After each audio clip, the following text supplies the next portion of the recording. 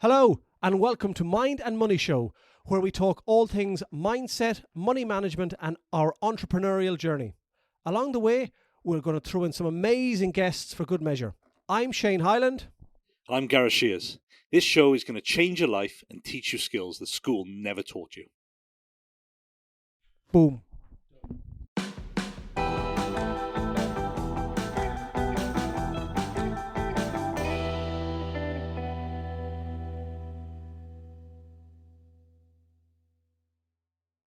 Money does not make you happy.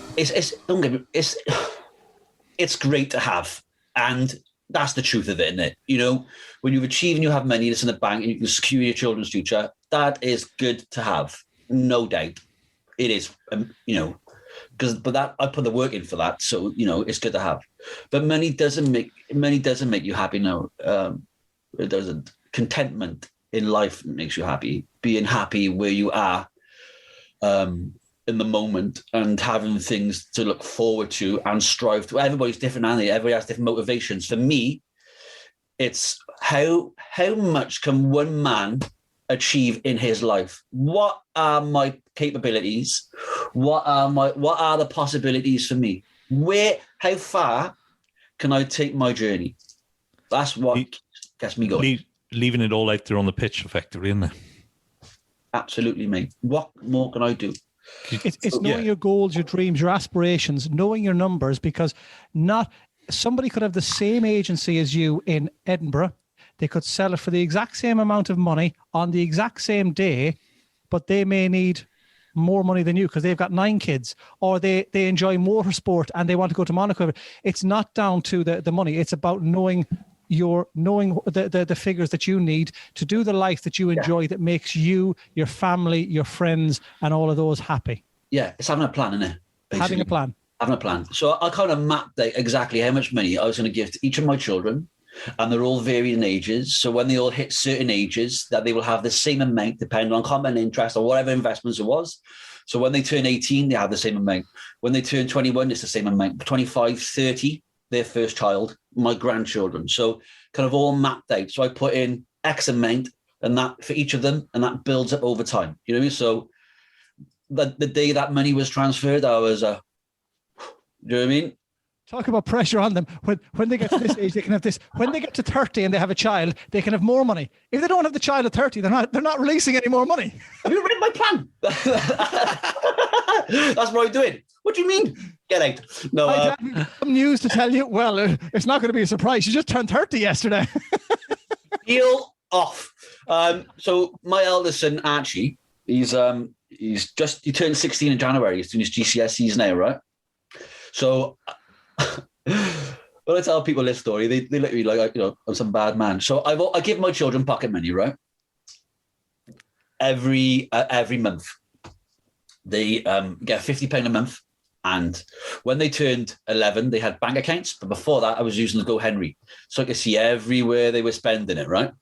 So my eldest boy, Archie, when he turned 16 in January, pocket money stopped. He's like, "Are you serious, Dad?" I'm absolutely serious, mate. Now I'm going to pay you a small salary. Come in. He was like, "Get in." Every weekend he's here. Whenever he's here, he's down my unit. So I'm literally watching him. He is packing, shipping. And to be fair to the lad, right, it actually makes me proud a lot, because he's been with me on my journey since he was 5, right? So he's seen me in business. And when I'm down there with him, like the other day, we had 58 orders in a day, right? And you know what happens? The ink runs out on the printer, Royal Mail are late. So I got my one son, Oscar, in here, printing off the labels, doing the dispatch notes. I got Archie down in the unit, cheap labour, down in the unit, packing the parcels. I'm running around trying to find black ink, which you can't find anywhere at the moment. Honest to God, it's like gold dust, right? But I had them all doing it together. And I'm just, he's just in it. So now he gets paid a salary. And so he gets that every month. But I still check their bank accounts. So I look in his bank account and I'm like, hang on, Arch, you've been to Co-op here, mate. 4 times last week. What are you buying in there?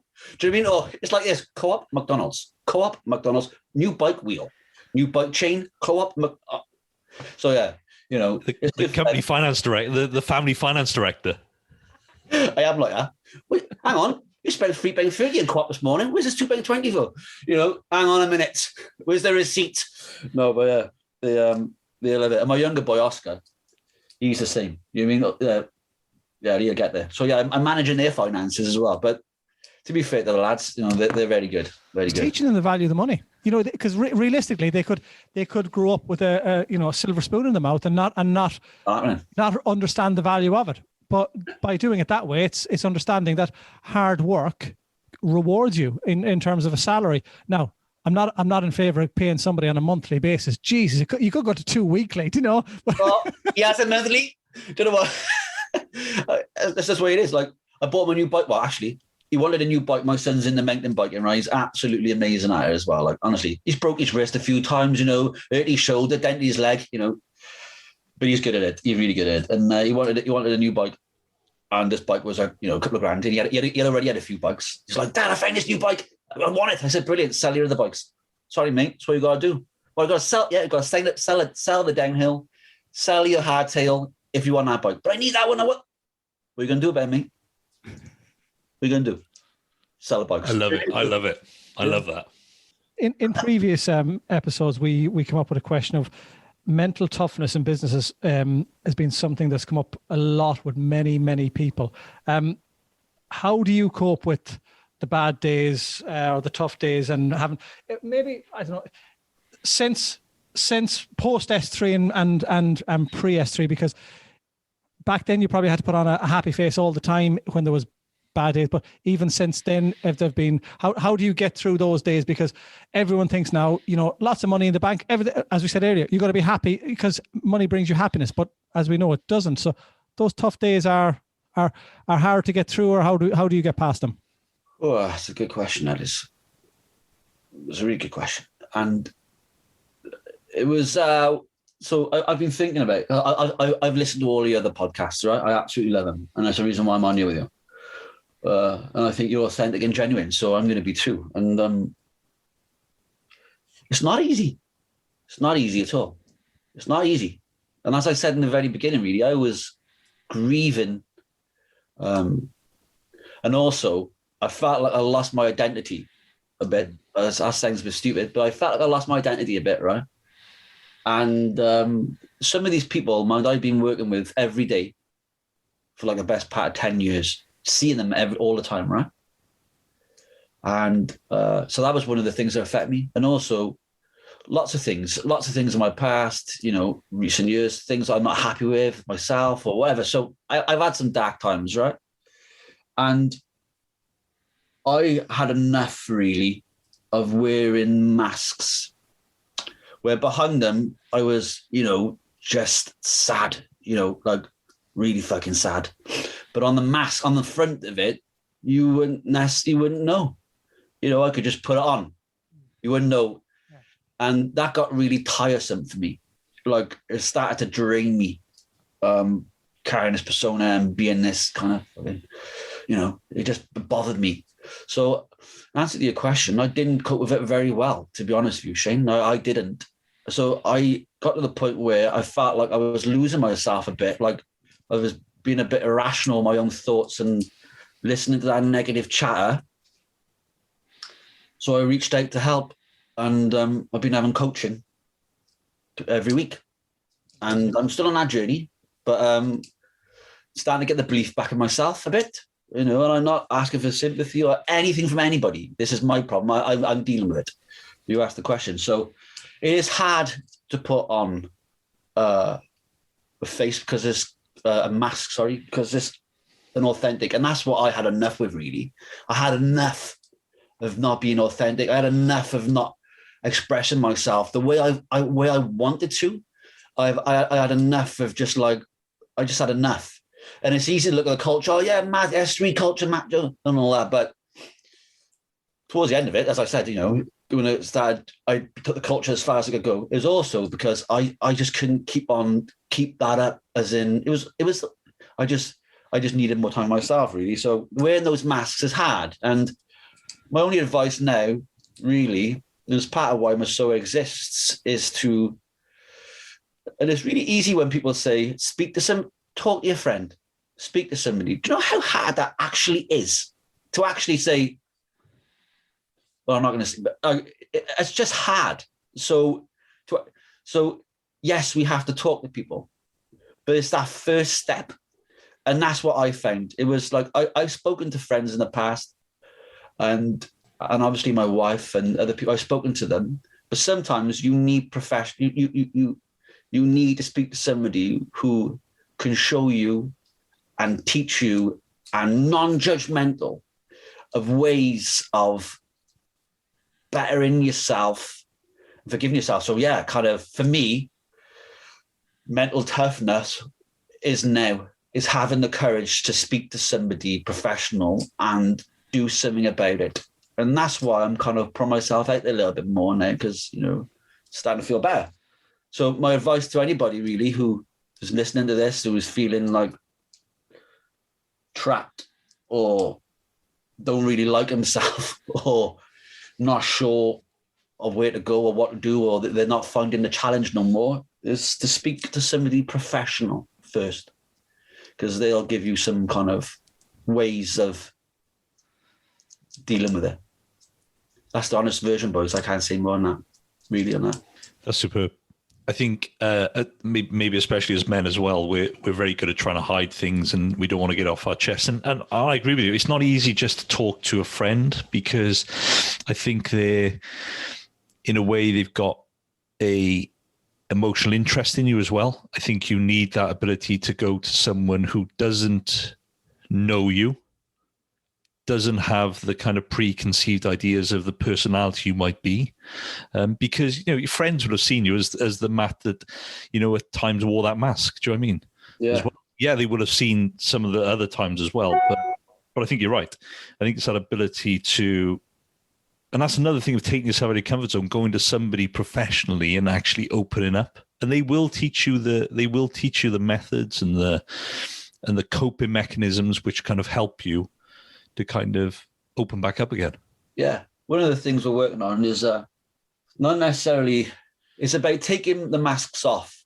Like at S3, when I was building that business, so whenever I say at S3, that was me in that role then, yeah? I was authentic, it was me, but it was a persona that I was wearing. It was a different version of the real me, as we all are in business, yeah?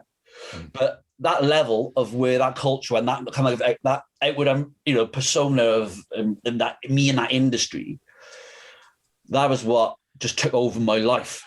Do you know what I mean? And I just needed to shift that. And when I left, I was, all those things really, which kind of affected me mentally. So yeah, that's why, it's hard to take off masks sometimes, isn't it? It's hard to feel comfortable to actually explain these things to people. And if we were doing this podcast 6 months ago, you would not have these answers from me. You wouldn't have. I wouldn't have been this open. I would not, because I had not been through the process.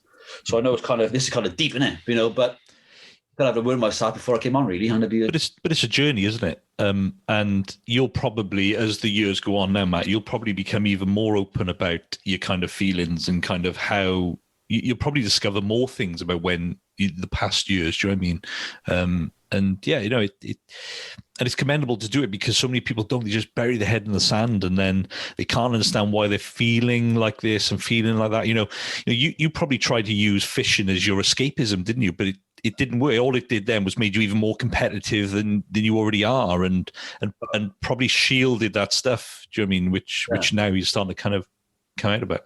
Yeah, unless I'm doing something like trying to achieve something or better myself, or if I'm standing still, I'm like, I need, that's what gets me going, really. It's the building, it's the creating of something. I just absolutely love it, to be fair. So, back to a positive note, I'm trying to get in the belief. I say get in, I've got a belief in myself, I know what I'm capable of. But I'm enjoying the process. You know what I mean? I'm on the journey. I'm not just in business and in myself. So when I said earlier, I'm enjoying the moment now. I am. I'm content in my life because of the journey that I'm on. You know what I mean? I bought a lovely house when I sold the business. That was my plan. Nice. After I'd walk straight in the door, come in and go in. Then when I look around and go, wow. So I'm like, I'm enjoying the fabric of stuff. I'm getting very spiritual here, but that's kind of what I'm saying. You know what I mean? It's kind of Yeah. So the energy, I guess, now is going towards MESOA. oh me, 100%. Like I am. So I tell you, do you want me to tell you where MESOA came from? Yes, do it. Absolutely. Right. If I'm talking too much, you can cut me off, and I'm sure. No, mate, let's do it. Let's do MESOA. You know what I mean? This podcast will be 3 hours long. I'm doing sequels. No, so basically, so I won't go through the sales process, right? One day, can't remember what day it was. I've been making it if I try to remember. Walking through town, suffering dry skin across my head. Absolute nightmare, right? And I have red patches on my head, on my face, and it's inflammation in the skin, right? So I'm walking through town, and I am heading to the male skincare shop. So I thought, because I had a motorbike and a skeleton in the window, has to be for men. If there's a motorbike and a skeleton in it, it's got to be for men, right? Keels, bang, I'm on my way. One Central Square, straight in there. I walk in, whoa. Do I go left? Do I go right? Where's the men's section? There's the men's section. I'm standing in front of this wall of product, right? There must have been about 100 different products all in the same packaging. Right, and I got bad eyesight as is. I remember just standing like, what? And then I hear the pitter patter of feet come behind me. Uh-oh. What is it you need? Not got a clue. I need something for my dry skin.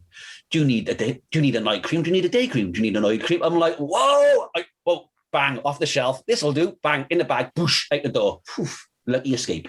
Get back to the office, look in the bag. It's an oil eliminator. It's not even what I need. I'm like, so I kind of did so basically, I thought myself, two things in this journey, right? How much do I actually know about my skin? How much do I know about it, right? Also, why didn't I ask? Why didn't I say, well, I don't know what I need? You tell me. I don't know. This is what I've got. I've got dry skin here. I got red patches on my face. I don't know what they were then. Do you know what I mean? My hairline's retreating. Help me. No, I didn't ask. So I kind of went back to my office and it was through the process and I thought, maybe there's something in here. Now at the time, I didn't know enough about my own skin. Never mind the skincare market or the industry. So this is in October 2018, right? So what have I been doing for the last decade? I've been developing concepts, executing campaigns, working with brands from when they're tiny right the way through. So I did that for myself. I become the customer. We did research for months using all the available tools. We analysed the audiences. We did surveys asking hundreds of thousands of men right across the UK of all age groups. When's the last time you moisturised? Have you ever used a shampoo and conditioner? You can imagine the extent of it, right? If they said no to this, they had a question. So we went to town. There was a market for it, right? And I thought, well, I need to know more. So I employed the best chemists in the UK. These guys work for some of the massive brands and some of the smaller brands, but these are the best, right? And with all the research we had, we developed our first 3 products, which was an exfoliant, a moisturizer, and a beard oil. Now, can you remember Swarfega from years and years and years? Oh, yeah. Remember Swarfega? Yeah. Actually, the gooey orange stuff with sand in it. Yeah. Yeah. My dad used to have a big tub of it in the garage. Was it a red tub? Yeah, red tub, yeah. Yeah, red tub, yeah. Yeah. Well, I remember it because when I was a kid, I was very naughty. I was running across a school roof with the police chasing, and I slid down this lamppost. Hey, got away! No, I didn't. I had this tarmac all down my foot. So I remember using that small fagans, my mother scrubbing her off me.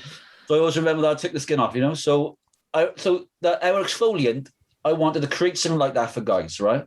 But instead of using kind of the sand in there, I wanted something which was, eco-friendly and provided our skin with the same kind of roughness of an exfoliant, your replacement of soap, that kind of got rid of the impurities from within your pores, got rid of build up the sebum, take away the dead skin scales and start refreshing stuff. So we used Ecuadorian ivory palm seeds. So exfoliant was our equivalent to the Swarfega for guys, but a new way of cleaning and cleansing your face. Then the moisturizer came in. So a moisturizer, many guys think moisturizer takes away rough skin. It does more than that.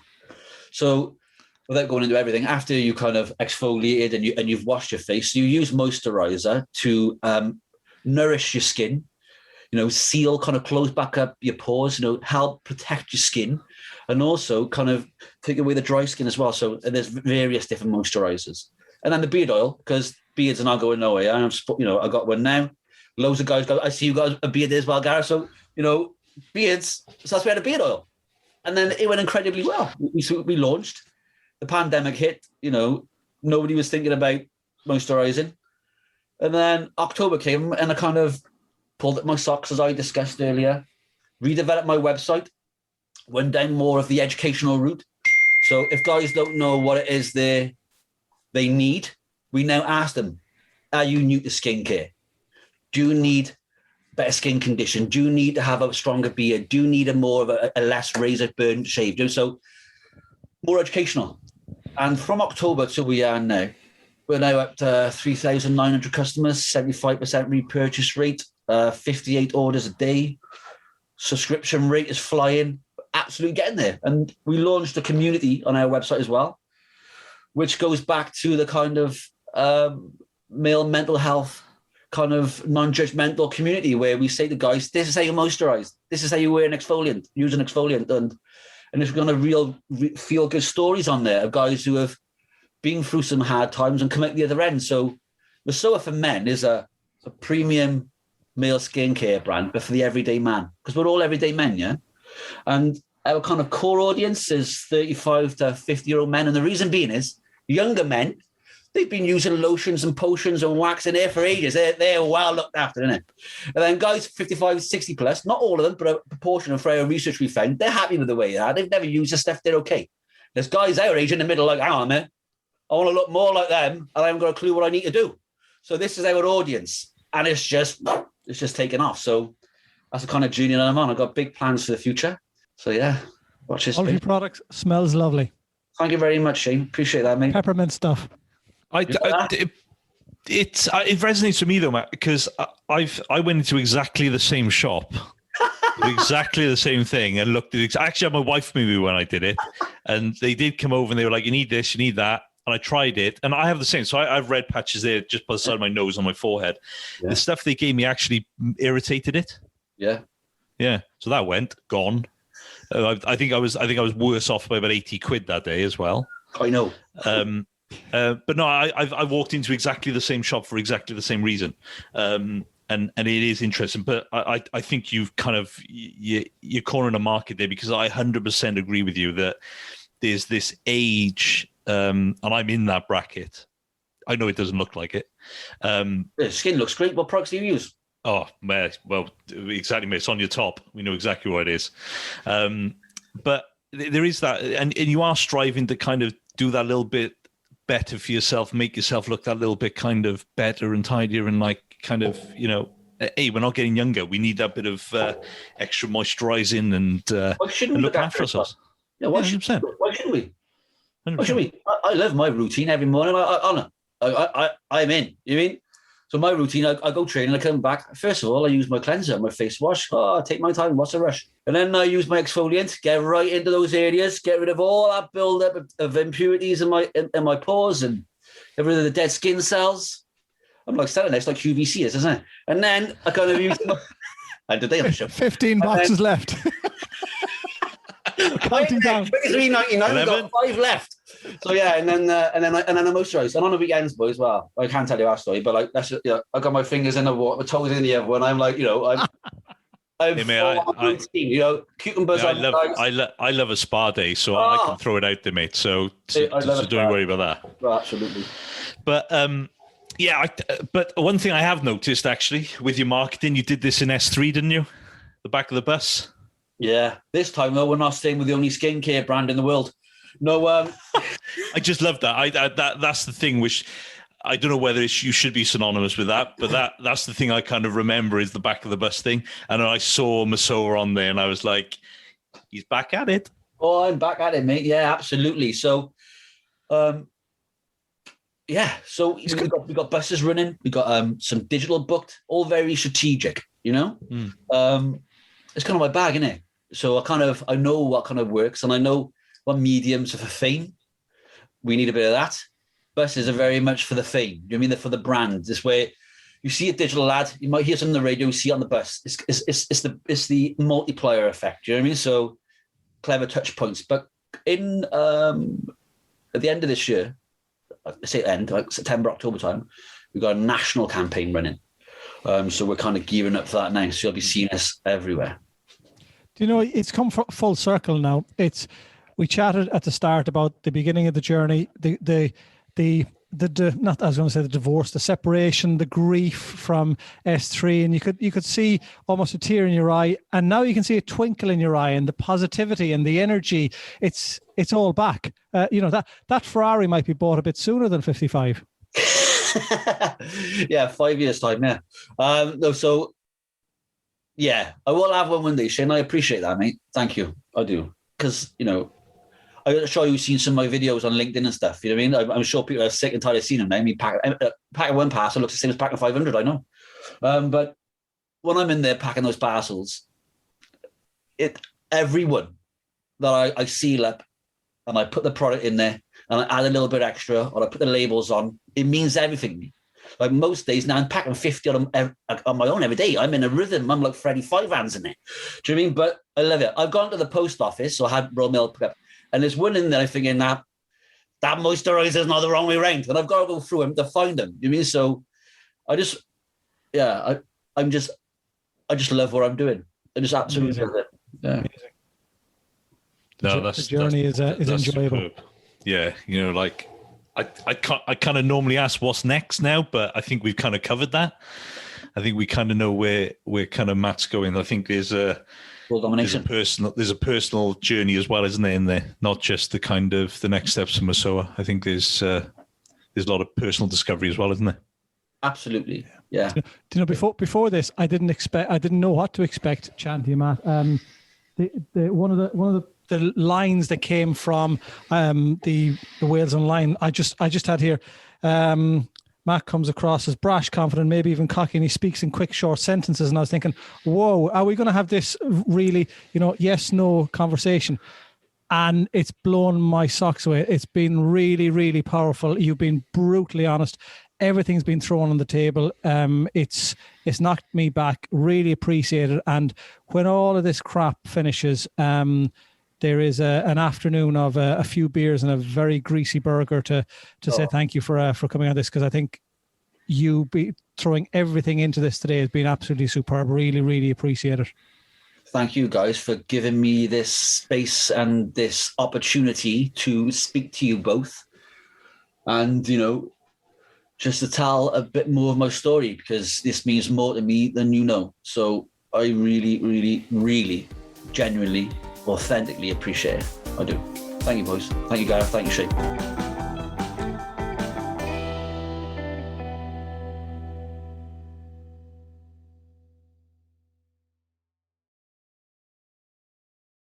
Thanks for listening, and if you enjoyed this episode, then please subscribe and remember to follow us on social media for more content like this.